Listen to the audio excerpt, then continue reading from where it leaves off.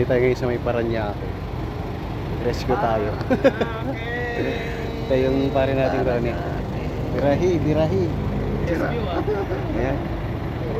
Medyo okay lang na, madali lang naman gawin to. Minor lang naman. Basic lang, Basic. Ano idol? Mukhang relax ka dyan ha. Kaya. O, kaya nga to. Paring Ronnie na yung pinabira natin. Eh, mag-uumpugan kami dyan pagka magkapalit kami ng mukha.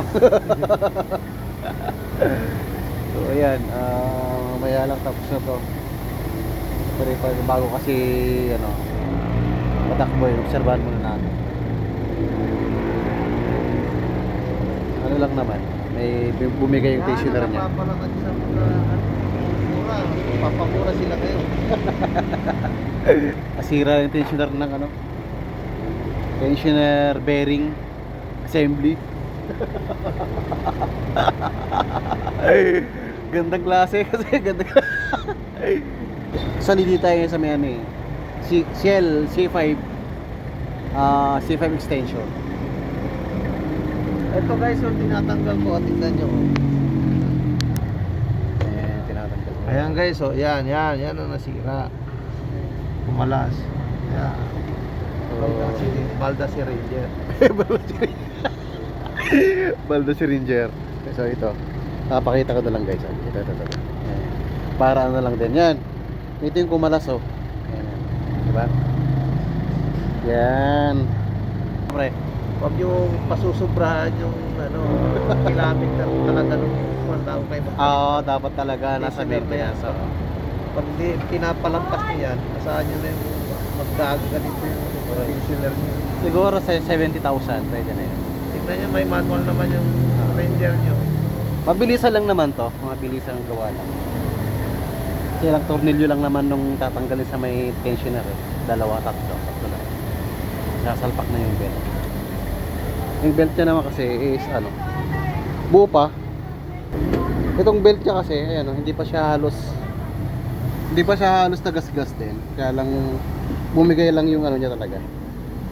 Kaya yung tensioner lang kasi bumigay lang.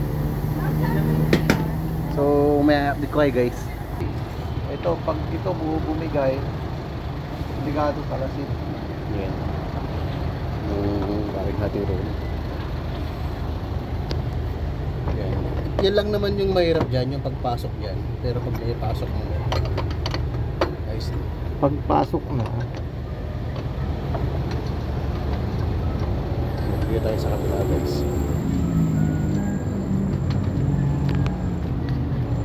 Yan na, ipasok na. kapag tatanggalin nyo ito para mabubuo. Oo, para madali. Sagabal yan Yan ang sagabal. Ito ang sagabal sa buhay nyo pag hindi nyo tinanggal yung ito. Sigurado. Eh, tatanggalin na lang yung lock niya. Sama natin yung poging. Napakalupit na medalyo. Yan yan yung kuntil niyan. Yan yung sekreto niyan, guys. So, pag di mo tanggalin to, wala.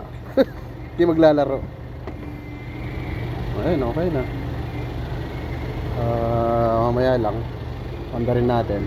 Kaya double check na lang muna yung mga langis tsaka mga baka mamaya kasi nag-overheat or something siyempre kailangan natin mag-check ng fluid. Ay, hindi ko sa Pasok mo yan.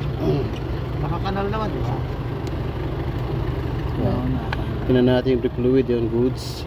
Langis. Langis tubig, yung tubig okay naman. Goods. Langis goods. Okay. So, pwede na nating i-start. Natin? Sige. Ayan, i-start na natin guys. Sana lang mi-start kasi hindi na lobat. Ayun. So, convincing na, umandar na guys. Convincing! Nok, ano sabihin mo, Nok? Approve! Approve! Approve daw. Guys, tapos na yung binanata natin pa Rolly. Bilis pang ilang minuto lang. So hanggang dito na lang guys.